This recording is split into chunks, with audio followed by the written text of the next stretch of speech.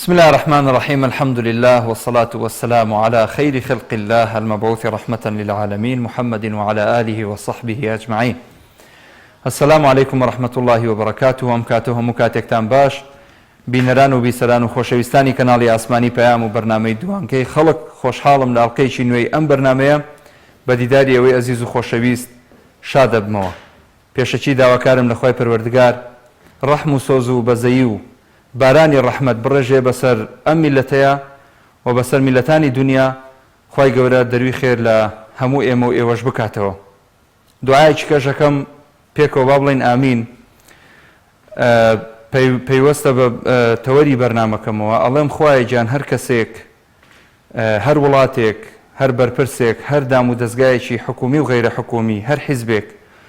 لەم هەرێمی کوردستانە خێر و خۆشی بۆ ئەم خەڵکە بەژمەینەت و داماوە ئەوێ خوایە گیان تەوفیقی بدەیت و سەرکەوتووی کەیت و سەڵاح و سەدادی پێ ببەخشیت و هەرچی چاکە بۆی بکەیت. هەر کەسێک هەر حیزبێک هەر لایەنێک هەر موئەسسەیەک هەر موئەسسەیەکی حکومی و حیزبی خێر و خۆشی ناوێ بۆ ئەم خەڵکە خوایە گیان بەکردەوەی خۆی لەگەڵ بکەیت و ئێمە دەسەڵاتمان نییە لە بەرامبەری غەیری ئەوەی بڵێن حەسبونا الله ونعم الوەکیل. جا هەر ڕێککەوتنێک لەگەڵ هەر وڵات و شار و پایتەختی وڵاتێک پەیوەستە بەوەی کە تا چەند لە خزمەتی خەڵکە بێ، تا چەند ئەو ڕێککەوتنانەی کە ئەکرێ واژۆ ئەکرێ، ئەو نەوت و پارە و داهات و سەرمایی کە کۆکراوەتەوە لەم هەرێمی کوردستانە تا چەند لە خزمەتی خەڵک خەرجەکرێ و سەرفەکرێ. ئەوەیان قسەی دەربارە ئەکەین ئەمڕۆ لە بەرنامەکەمان. پرسیاری ئەواکەین ئەڵێن حکوومەتی هەرێم مەرجەکانی بەغدا پەسەند بکات یاخود نا. ئەم پرسیارە لە ئێوەی بەڕێزەکەم ئەڵێم حکوومەتی هەرێم بە مەرجەکانی بەغدا یاخود مەرجەکانی بەغدا پەسەند بکە یاخود نا وەڵامم بدەنەوە. لە ڕێگەی و ژمارە تەلەفۆنانەی لەسەر شاشەی کەناڵی ئەسمانی پەیامە پەخشی ڕاستەوخۆی ئەم بەرنامەیە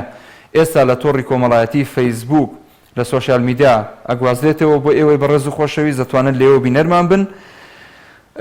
هەندێک لەو کۆمنتە جوانانەی کە هاتوون بۆ بەرنامەکە هەڵبەتە نەشیاویشی تیا هەیە، ئێمە لامان بردووە نایخوێنینەوە، بەڵام وانەی کە شیاوی خوێندنەوە لێرای خەمە خزمەتی ئێوەی ئەزیز. کاک هاشم عەبدوڵڵا نووسیبێتی نەخێر جۆی پێ نادات لەبەر ئەوەی نەوتەکەی فرۆشتەوە بە تورکیا هیچ شتێک نییە لەسەری ڕێکەون. یاسین قادری ژەڵێ گوێی پێ نادات چونکە بەرژەوەندەکانی وەک جاران نامێنێ. شێرکۆ محەممەد ئەڵێ پەسەندی بکات باشترە ئەگەر سەرۆکی حکوومەتی هەرێم بیری لەوە کردبێتەوە بە دوو مانگ و بە لێبڕینەوە موچە بدات، ئەوە هەڵەیە چونکە بەرزبوونەوەی نرخی دۆلار جارێکی تر کاریگەری دەکاتە سەر ژیانی هاوڵاتیان. شانۆ عەبدوڵڵا ئەڵێ ئەگەر مەرجەکانی بەغدا پەسەند بکە بۆ بەرپرسەکانیش باشە، ئەگەر پەسەندیان نەکات ناشرینتر دەبێت لە بەرچاوی میلەت. زریان محەممەدی ژەڵێ ئەگەر پەسەندی بکات زۆر باشە بەڵام زەحمەتە چونکە بە پەسەندکردنی حکوومەتی هەرێم و دەسەڵاتدارانی هەرێم زیانی زۆر دەکەن، ناچاریشن پەسەندی بکەن چونکە چیتر خەڵک بەرگە ناگرێت. محەممەد عەلی ژەڵێ باشترین هەر ڕێککەوتنە لەگەڵ بەغدا. سالار مەجید نووسیوێتی پەسەندی بکات باشترە. کاروان عەلی ژەڵێ حکوومەتی هەرێم ناچارە مەرجەکانی بەغدا قبول بکات، ئەگەر ناچی دەکات خۆ ئەم خەڵکە ناتوانێت ئاوا ژیان بەردەوام بکات یاخود ئاوا ژیانی بەردەوام بێت. ببورن. مامنووری نووسیوێتی پەسەندی بکات باشترە. بەرزان وهابیش نووسیوێتی مۆزەف موچەی دەوێت، هاوڵاتی کەسابەتی دەوێت، ئێستا هیچیان وەک پێویست نییە. باشترین حەل بۆ چارەسەرکردنی ئەم کێشانە ڕێککەوتنە لەگەڵ بەغدا. هیوا هەرێمیش نووسیوێتی 8 ساڵە حکوومەتی هەرێم یاری بە میلەتی کورد و بەغدا دەکات، لەبەر دزی خۆی ناتوانێت لەگەڵ بەغدا ڕێک بکەوێت. خۆشەویستان لە ماوەکانی ڕابردوو ڕۆژانی ڕابردوو بینیمان وەفدێک لە هەرێمی کوردستانەوە بەرەو بەغدا کەوتنە ڕێ بە حساب ئەمە ئاخر وەفدە ئاخر دانیشتنە ئاخر ڕێککەوتنە ماوەیەکی زۆریان پێچووە لە بەغدا تا ئەوەی کە بگەنە ئەنجام و ئەو ڕێککەوتنە واژۆ بکرێت و وەکو وەزیری دارایی عێراق ئاماژەی پێکرد ئێمە ڕێککەوتین، بەڵام دوجار بەرپرسێکی باڵای ئەم هەرێمە کە جێگیری سەرۆکی حکوومەتی هەرێمی کوردستانە دەنووسێ ساڵێکی زۆر قورسمان لە پێشە. ئایا ئەم ساڵە قورسە ئەبێ مەبەستی چی بێ؟ ئێمە چۆن لەوە حاڵی بین یاخود چۆن لەوە دڵنیا بین کە حکوومەتی هەرێم نیەتی خێری هەیە بەرامبەر بە خەڵکی هەرێمی کوردستان؟ ئەم پرسیارە بۆ ئێوە بەجێهێڵم لە حاڵەتی پەسەندکردن و پەسەند نەکردنی ئەو ڕێککەوتنە یاخود جێبەجێکردن و جێکردنەوەی لە ئەرزی واقعا بۆ خەڵکی ئەم هەرێمە چۆن ئەبینن؟ کاک ئیبراهیم لە چەمچەماڵ وەرەگرم. فەرموو کاک ئیبراهیم جان. مامۆستا محمود سلام علیکم. وعليك السلام ورحمة الله وبركاته. مامۆستا محمود جان زۆر سپاس دەکەم. مامۆستا محمود جان من کابرایەکی نەخێنەوارم بەخوا ڕقنانە بۆ وەرگردی حەز زۆر سپاس ئەو کەساکە بۆمی وەرگرت. لە خزمەتان قوربان جان، لە خزمەتان. بوومە قوربانەکەت بۆ خاتری خوای گەورە و میهرەبان کاتم بگەرێ. کورە لە خزمەتان فەرموو. مامۆستا جان من موارد 56م 66 وعزارم ئیسەتانیە. بەڵێ 66 سۆرسەکەی منە مستەفا بەڕەحمەت بێ کە دروست بی فرەی پێدەست بینە دوو بەرەوە. بەڵێ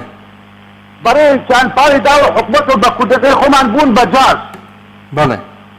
حتا حەفتا براکوژی بوو قوربان جەماعەت جەلالیان پێوت و ئەوان بینە مەلای پارتی نەما جەلالی و مەلایی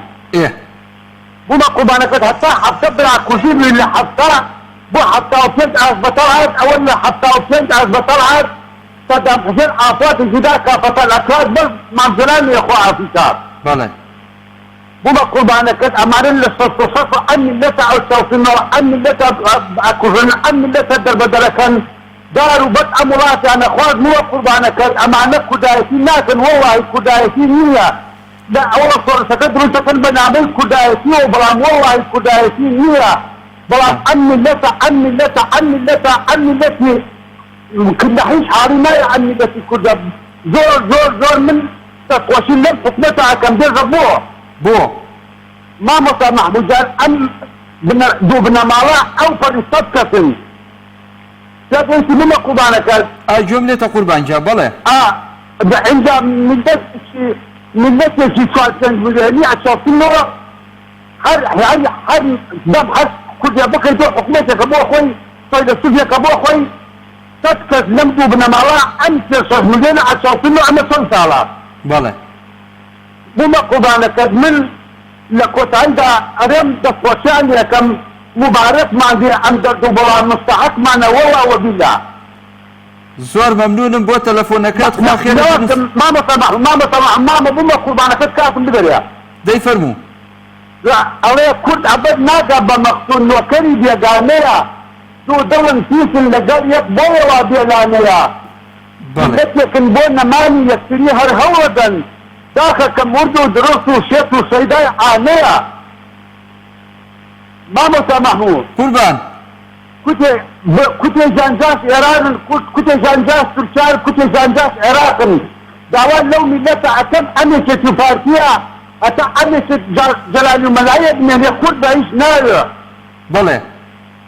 نيوان جاس إيران نيوان جاس تركيا نيوان جاس عراق والله قد شاكا زاني أمشت شاكا زاني أتل زور دوس باس أو كذا قبل قبطيب ومقصد دك وسيلة سوء حياتي من صار ما مسامح مجال زور باس لا خدمتين سرچاوم قربان خو لەگەڵ مان برایم جان خو حافظت بێ کاک سامان وەرەگرم لە سلێمانی کاک سامان فەرموو جان والله كاك من عليهم لقال حكومة العراق رينكون باشا ڕێک نەکەون باشە چی بکەین باشە والله دروزنين چێ درۆزنا والله حكومة العراق عێراق درۆزنە والله باشە بۆم ڕوونکەرەوە چۆن هزار واحد عنده پشیمان يسقسي بيقولوا يعني پشیمان يسقسي بيقولوا ده رشد پشیمان أي حكومة يريم أي حكومة يريم دبل إلا برسا لو ما سيتنا في البحر أي حكومة هريم حكومة هريم أجل بوشتكش من بخوايا أنا كمان ناشكر پرسیارێکە کەم کاک سامان پرسیارێک هذا لەخوا بە زیاد بێ خاوەنی خانووی خۆتی أنا والله الحەمدوللا سیارەشت هەیە لا والله نیتە کەسابەتت هەیە لا والله ئەی مۆزفی مەعاشخۆری چیت والله ناشكرني ئەی چۆن عربانية كنت فقط وجدان الشرف من الشرف ئەها يعني بۆ نمونە ئیسا پرسیارە أنا حضرتك تنزل نكن قد يقال ممن لبرسا نكتلف نك تنزل كن قد يقال باشە قوربان دەست خۆش بێ سپاس بۆ پەیوەندێکەکەت خوا حافیزت بێ خوات لەگەڵ باوکی محەممەد لە ڕانیە كاكا محمود جان أو كاتب باش هەموو کاتت باش باوکی محەممەد جان سپاسی جەناب دەکەم خاو ماز دەکەم لە خزمەتت براتم ئەگەر پەسەندی خزمەت لەمنەوە ئەگەر پەسەندی نەکە هیچ حەلی هەیە حەلی چارەسەر نییە یعنی هەرێم وەی لێ هاتووە بە ناساری منی خۆی دەخاتە ژێر هەموو چەقۆیەکەوە کاک محمود جان من دەمەوێت حەل یعنی شتێک بڵێم کە حەلی ئەو وەزعە بیتم هەر قسەی بەلاش و حەلاج نەکەین کایەک هەبوو لەو کوردستانە دەورەترین نهێنی حکومڕانی ئەو دەسەڵاتی کەشف کرد ئەویش کنایی ئاشتی هەورانی بوو کەوتی نەفت بدرێ بە $100 ئەو وەزعە قەچا نەبێت بۆ ئەو لە شتە نهێنیەکان ئاگادار بوون برایەکەم هەتا ئەو مجموعە ئەو تاقمەیە لەسەر حکومڕانی بن و بەو شێوە حکومڕانیە کە هەرچی داهات هەیە نیوەی لێ ببردرێ لە نیوەکەی تر سارەگەچی نیوەی لێ بدرێتە دار و دەستە و ماساوچی و کۆلە و شەڕکەر و شەغۆشێن و زەلام کوشەکان ڕۆحێکی بدرێ بۆ میلەتە هەر ئاوا دەبێت باوەڕم پێ بکەن هەموو قەرارەکان جێبەجێکە هیچ قەرارێک جێبەجێ نەکە هەتا ئەو دەسەڵاتە و ئەو حکومڕانانە لەسەر دەسەڵات بن ملت قەت لەوە باشتر چاوەڕێ نەکاتن یا ئەوە تا دەبێت دەسەڵات بە خۆی دابێتەوە بە تەواوەتی خۆی چاکە لەوەی وەزعەکە چاری یا ئەو تا دەبێت ملت دەست و بازی خۆی لێ هەر کاتن و ئەو دەسەڵاتە بگۆڕیتن بەنابەر هیچ شێوەیەک ڕۆژ لە دوای ڕۆژ خراپترە سعات لە دوای سعات خراپترە حکومت لە دوای حکومت خراپترە کابینە لە دوای کابینە خراپترە پەرلەمان لە دوای پەرلەمان بێ هێزترە بێ یعنی سوقلترە ئەو حتا ئەوانە لەسەر دەسەڵات بن بەڕەئی من ئەوە فێر لە خۆکردن و خۆ هەڵخەڵەتاندن و زیاتر درێژکردنەوەی ئێش و ئازارەکە و وەزعەکەیە فەلۆیە ئەگەر ملەتێکی ئازای ملەتێکی چاوکراوەیە ملەتێکی دوێرە ئەو دەبێت بیر لەوە بکاتەوە ئەو دەسەڵاتە بگۆڕتن چاکسازی درۆیە چاکسازی بەڕەئی من ئەویش دیسان درۆیەکی ترەکە بەیانێ خەڵکی پێ خەڵەتێن و وەزعەکەی پێتاخیر و درێژتر بکەنەوە دەنا حەل لەبوو ئەو وەزعەوەیە ئەو دەسەڵاتە بگۆڕدرێ یا ئەوە تا دەسەڵات خۆی بگۆڕیتن یعنی نابیتن ئەو کەسانی کە لەو کابینێ پێشتر دابنیا لەو کابینەدان ئەو حکومڕانی و ئەو بەو شێوە حکومڕانیە بکرێتن دەنا بە تەسەووڕی من ئەو میلەتە ڕۆژ بە ڕۆژ بەرەو نەهامەتی برسی بوون و يعني زيادة الخراب وتقوى معقولة كاد محمد ولا ولاتو شي نفسي بيتن أتى حكمة أو الشعور اللي بيري أو من الأمراض ولا سلمى بابرمي يجنو كان بالله تقوى معقولة ولا ولاتو شي نفسي بي أو حالي كهرباء كبيتن فكاك عيبة يعني أو نوع حكمرانية عيب يعني من أقصى أنا ذاك معناه أو من يجي حكومة كردنا يعني معناه أو من يجي أو دو الصلاة أو دو معلمة يعني عيبو حكمرانية أمان بدي أقصى أنا وكو دوسوز كساني وكو إيما وردقرن يعني معقول يسان تنقوشني كابراتي بحثية كابراتي عربية لدياتي أو كردان حكم كان خير أو قصي منطقية إيما كعيبد حكومة بيان دكين إيما كرخنا لدى الصلاة دقين إيما كمكوري دا الصلاة دقين دلصوصي حكومة كردين بلان دلصوصي بلدان مين بلان دلصوصي قندر كاران مين أقر براي خون بي أقر ساي خون بي حكم بكا دزمي درين دزا زۆر سپاس دەکەم دەستوساوت خۆش بێ مەمنون بۆ تەلەفۆنەکەت سپاس دەکەم باوکی عەلی داخراوەتەوە لە هەولێرەوە داوای لێبوردنەکەی بەردەوامی لەگەڵتان خۆشەویستان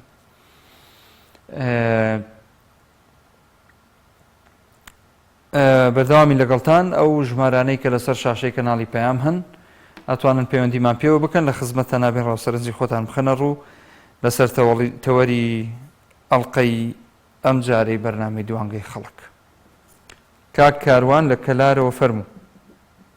حالین و باشە کاک کاروان کاکە باشی براکەم چۆنی قوربان باشی بە ساقە یاخوا بێوەی بی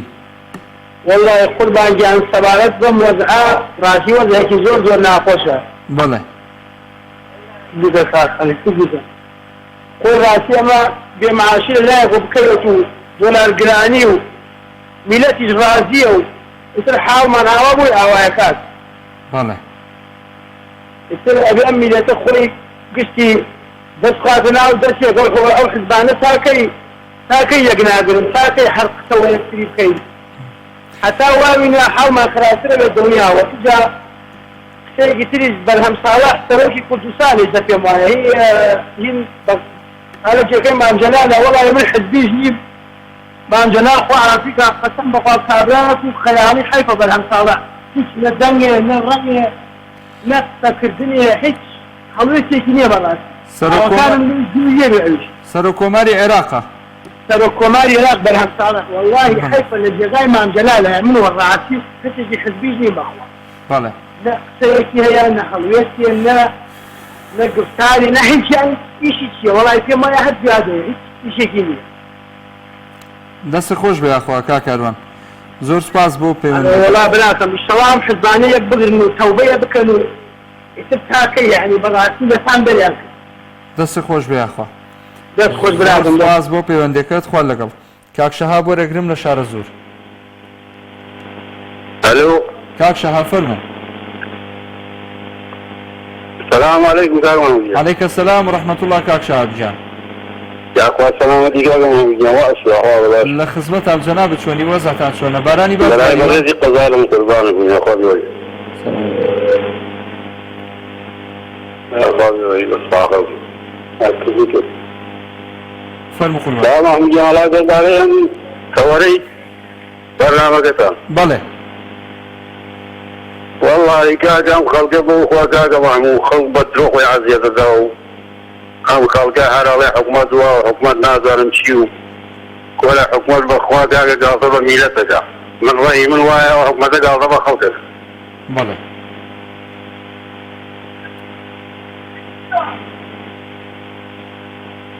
لا والله حکوومەتی هەرێم گاڵتە بە خەڵکەکە یان حکوومەتی عێراق گاڵتە بە حکوومەتی هەرێم و خەڵکەکە شێکە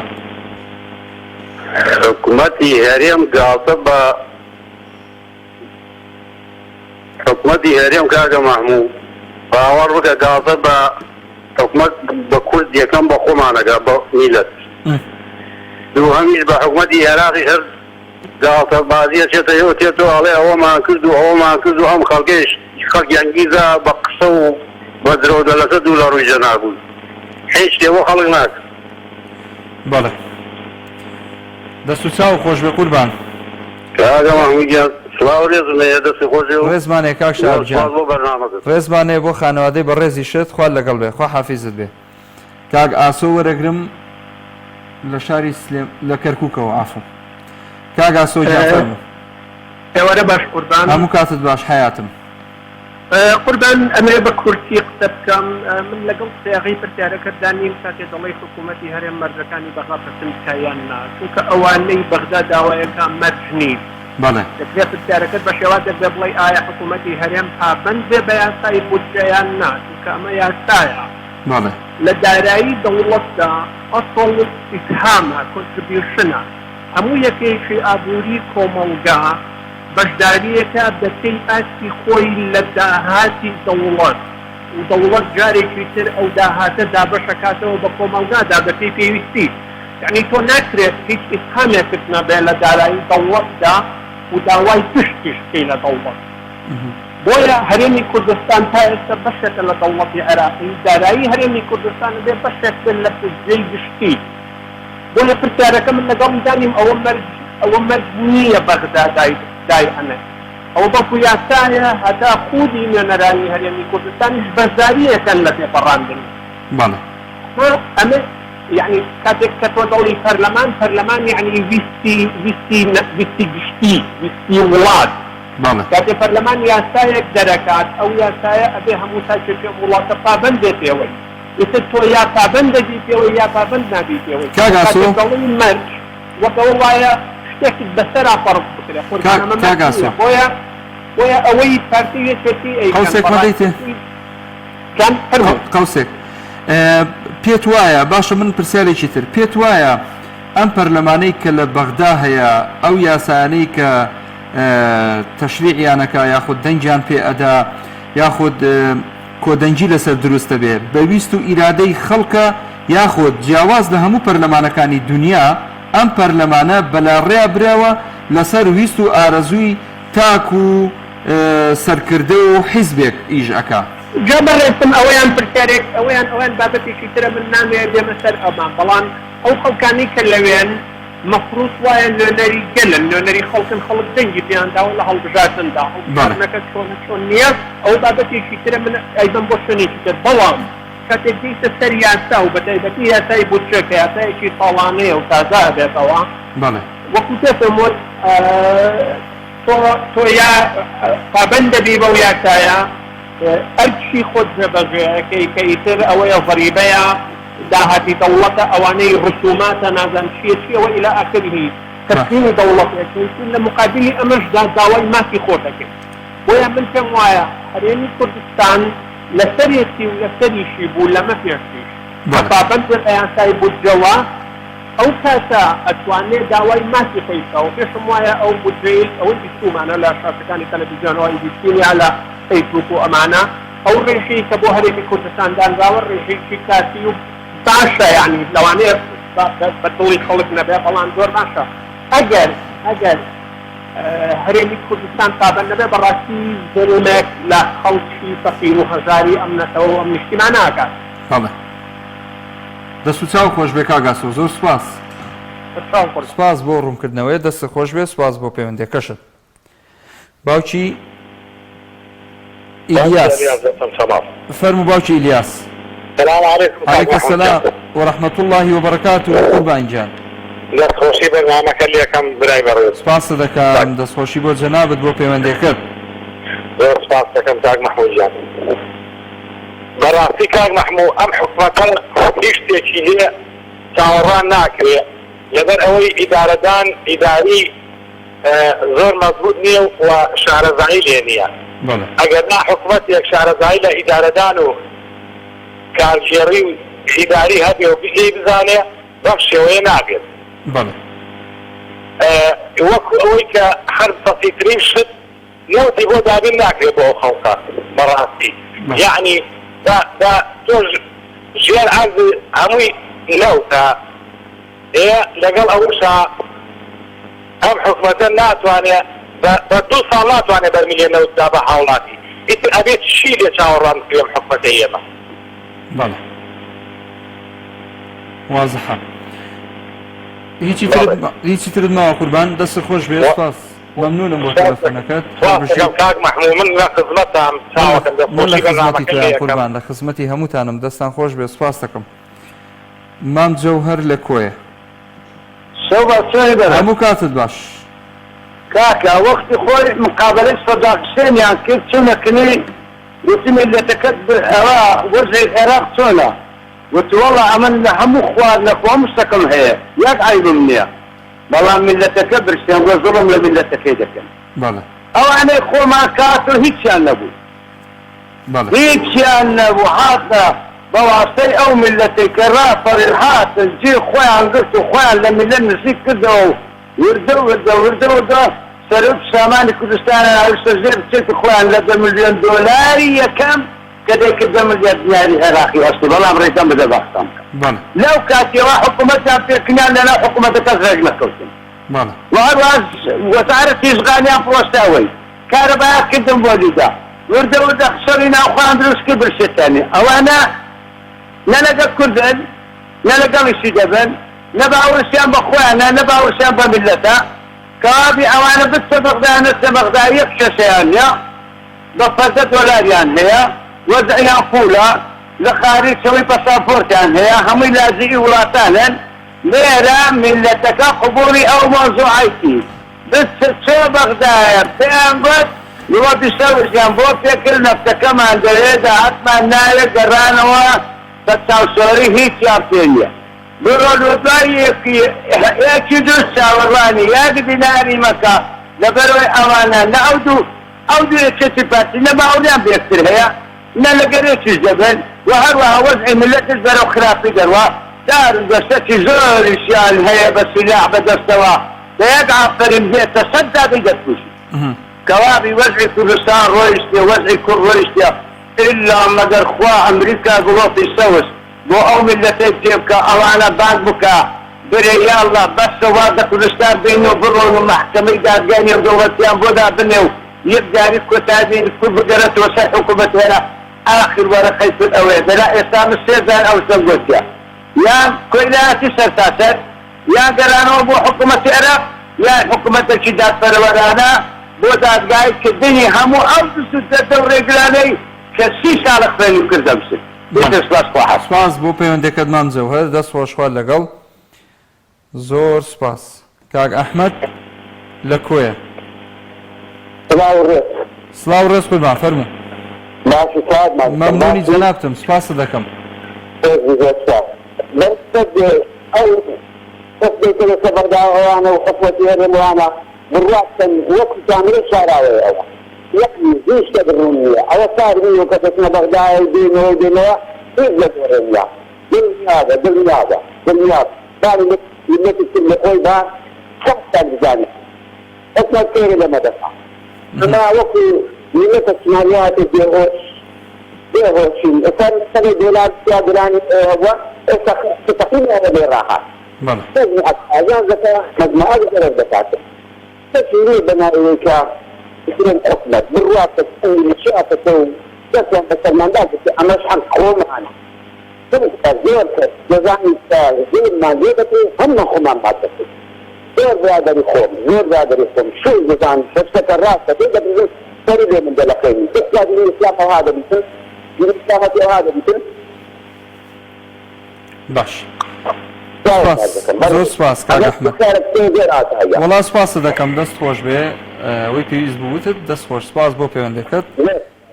هەر بژیت خوارد لەگەڵ کاک چۆمان وەرەگرم لە شاری هەڵەبجەوە هەموو کاتت باش کاک چۆمان سپاس دەکەم ئەو کاک چۆمان بە پارێزگاکردنی هەڵەبجە بەچی گەیشت با من ئەو پرسیارە لە تۆ بکەم والله شاكر يعني من لهلبجي تازم ها لهلبجي تازي بله زۆر باشە بەڵێ باشە ئاستی خزمەتگوزاری لای ئێوە باشە لە ئێستایا لە هەڵەبجەی تازە کارەباتان باشە ئاوتان باشە والله شاكر بەڕێزم وەکو شارەکانی کوردستان وایە لە ئەوە بڵێم ئەو خراپ نییە بەڵام کارەبا حساب لێ خراپە ئەمجا فەرموو لەسەر تەوەرەکە لە خزمەتە لەسەر تەوەرەکە دەستخۆشی لێەکەم وەڵام من وەکوەی کاڵێن هەرێمی کوردستان مەرجەکانی بەغا قوبوڵەکەیانە پێم وانییە قوبوڵی بکە لەبەرەوەی ئەو لەوسەی کە هەمانە فرۆشراوە بەچێ فرۆشراوە وەشتی جێبوون و ئاشکرایە هەمومان بازی زانی بە تورکیا فرۆشراوە ئەختی 50 ساڵی هەیە ئیتر حکومەتی هەرێمیش قەت بەوە قوبوڵ ناکە نەوسەری ڕادۆسی بەغا بکە چونکە فرۆشراوە و داهاتەکەی لەوەیە ئیتر بەکەم و کورتی هەزار بگاتەوە بە دەستی ئەمان هەر ئەوەیە بنا باوەڕ ناکەم قەت هەرێمی کوردستان مەرجەکانی بەغدا قوبوڵ بکە لەسەر خۆی دەست و چاو خۆش بێ زۆر سپاس کاک چۆمانگیان دەست خۆش بۆ پەیوەندەکەت خۆ لەگەڵ کاک ئیسماعیل وەرەگرم لە ڕانیەوە السلام عليكم. وعليك السلام ورحمة الله. نسمع الصحة. سپاس دەکەم کاک ئیسماعیل. لەبارەی ئەو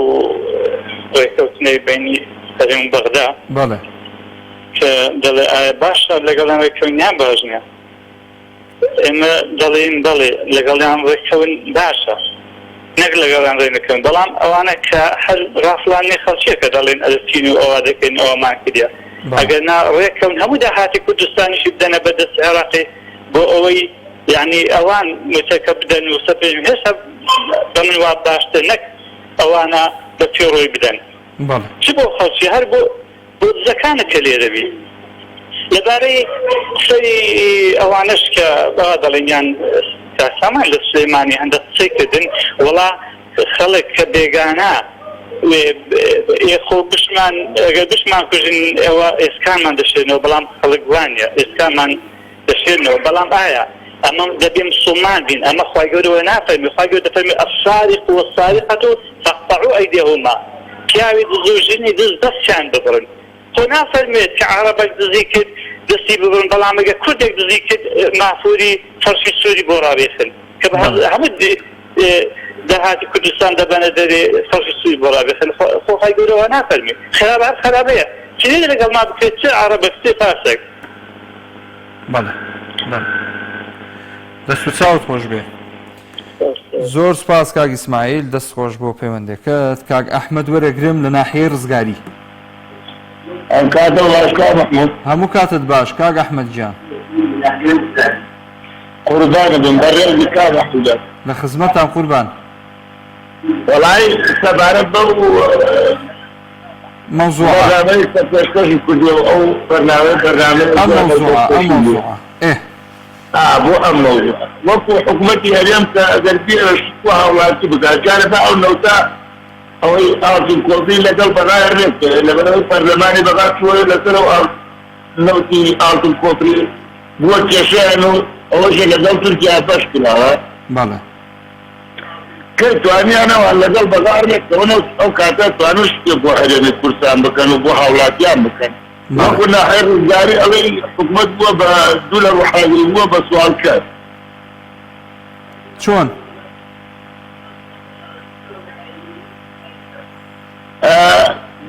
سەبارەت بەم کارەبا و پرۆژە و شت و ئەمانە هیچ پرۆژەیەکیان نەکردووە لەسەر کارەباکان لەسەر سێرکردانداناوە یعنی هەر ماڵی شەستم پێ ئەمە لە هیچ قانونیەکان نییە من ماوەی تر ئێستا لە کەربەلا بووم بەڵێ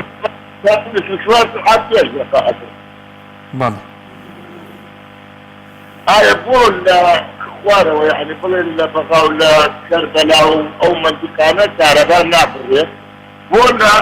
هەرێمی کوردستانە کارەبامانە بڕێت بە هەفتەی 4 ساعات کارەبامان بەڵێ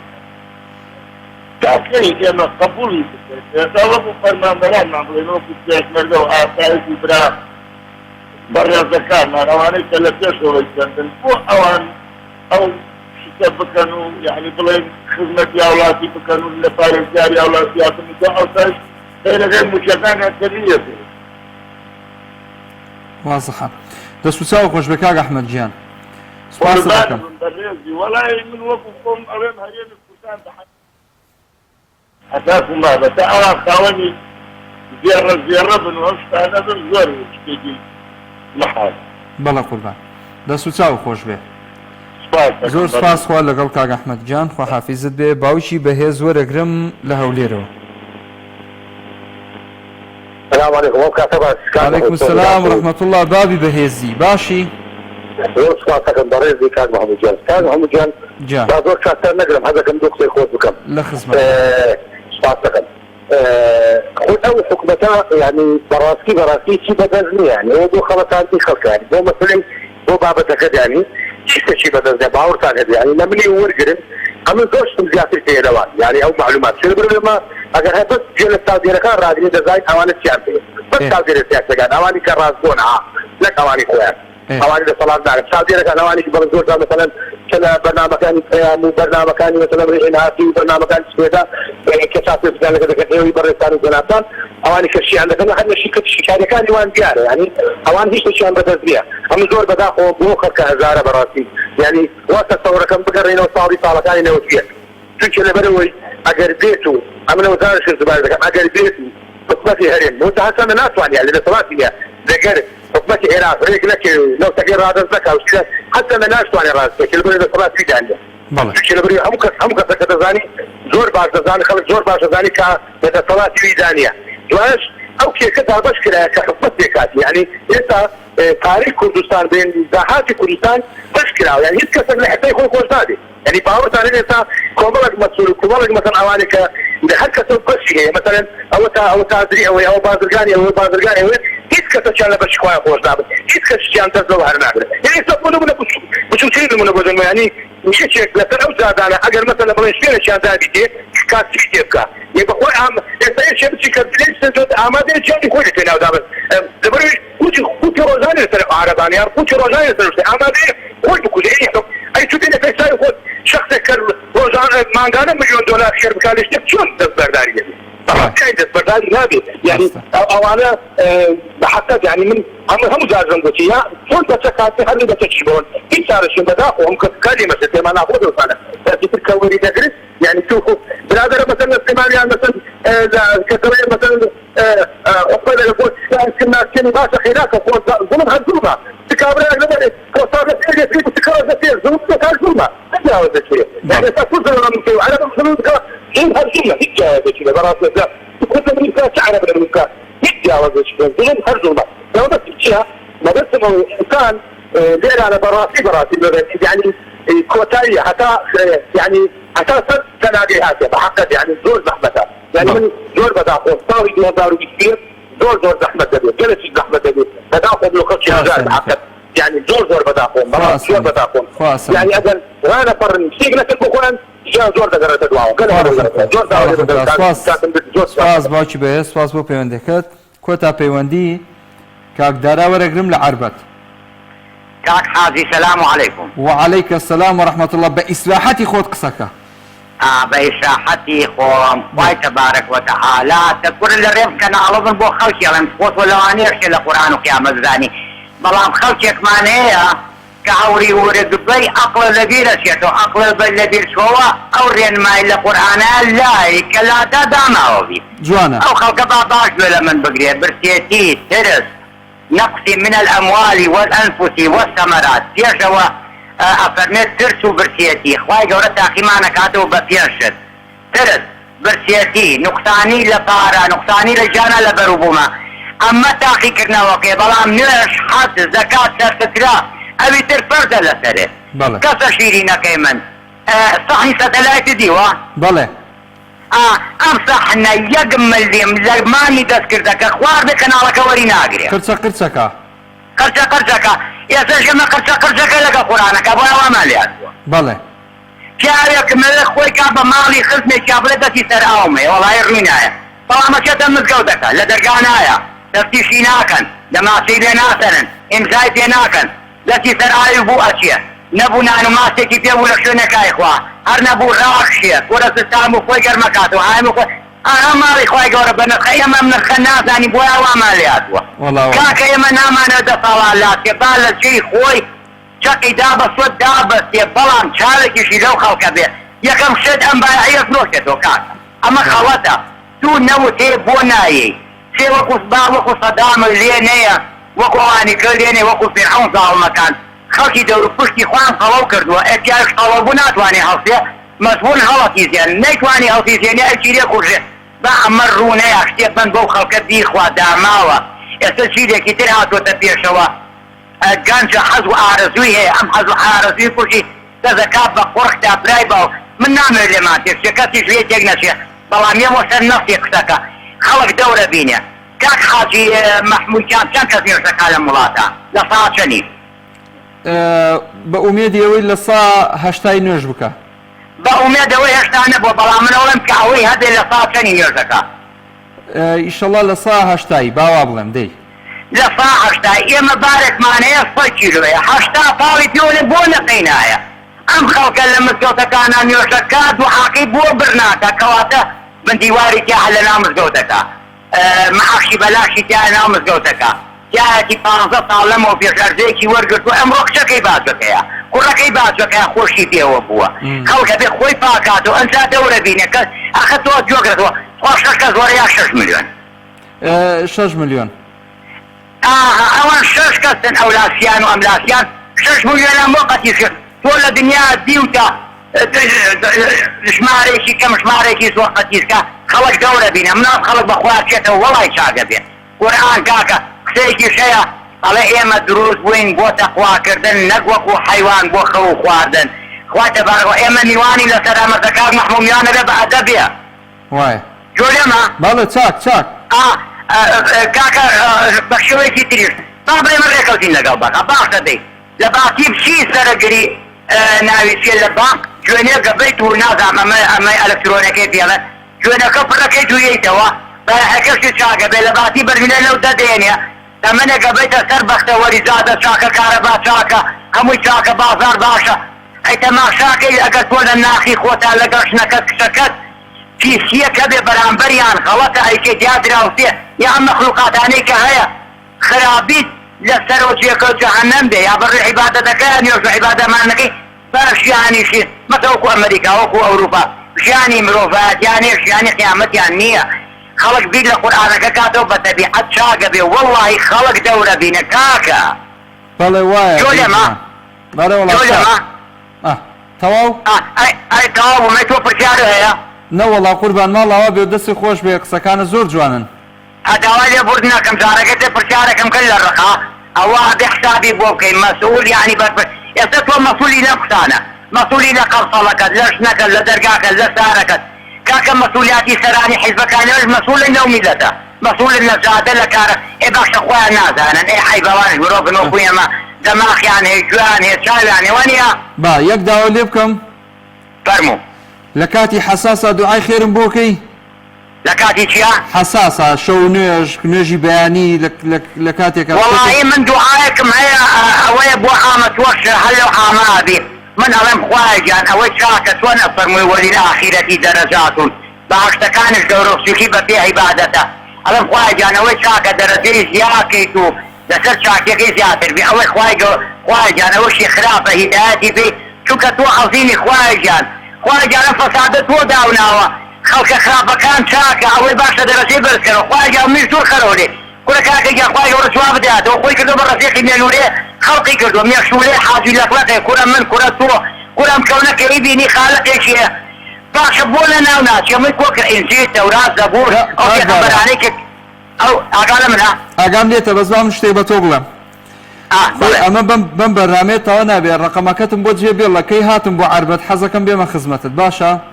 بە قوربانە بە چاو باسەکەم بە خۆیان دەکە بۆتە با خۆماچیانەکەینەوە لەو میلەتە ئەو میلەتە داماوە سە ساڵێن بەدەست سەدام و دام ئەرە باشە شتێکی هەیە بۆ خەڵکەڵم ئەرە بابێ مەوتمان سەدام خراپە ڕاومان ناداماوێن با ئەمانە ڕاو نەرێن بەخن چاکیاکەین ئەگینان بە قورئانێکی تریە ئەمە دەست و پەنجەمان نەرم بۆ لەگەڵانە تێگەی لیانەوانش تێگەن قورەیەکی بێلاوانێدا شاریش باکە کاکە بۆ خاتری خوا دانیشتن باشە کاکە ئەجا باش وا بێوەشی بەمەوە ئێستا من بەم ڕەقەمەی خۆن تەلەفۆنم بۆ ئێوە کردو کاکە لای خۆتانە آخر لە لای ئێمە دەرناکەوێت ڕقەم دەرناکەوێت چۆن دەرناکەوێت ئایلەوە تۆشتی وە دەرەکەوێت کاک یوسف ئەگەر دەرکەوێت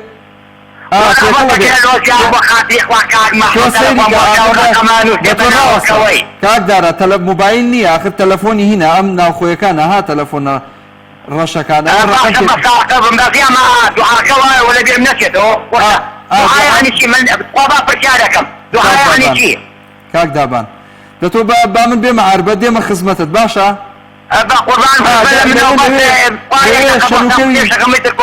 لەوێ شەنوکەوی هەموو ئەم شتان ناکەین هەر هەمووی دەتۆ بۆسە با قسەیەکەم با کۆتایی بێ بەکارم بە یەک دەقە باشە دەی ئێمە کەچی نانەکرین کابرای نانەوەڵی لە خزمەتام منیش کە یەکێک دیە سەلامەکە بەخێر بێ ئەخوا لە خزمەتام تۆڵی لە خزمەتام ئەو خەڵکە بەحام ئەم کەلیمە فێر بووە هەر هەموومان لە خزمەتی وای گەورابین بە قورئان چاگەبین بێگومان ئەدێ خوافیزێ دەی خوا لەگەڵ بێ دەی خوافیزێ وەرگنەوە ڕقەمی وەرن کاکە من نەچم بۆ لای بۆ عربەت ئەم پیاوە دیارە قسەی زۆر پێ و دای مەخەنەوە و لێ وەرگە کاک دابان خزمی خۆشتە لە عربەت خۆشەویستان دوانگەی خەڵکتان پێشەش کرا خواتان لەگەڵ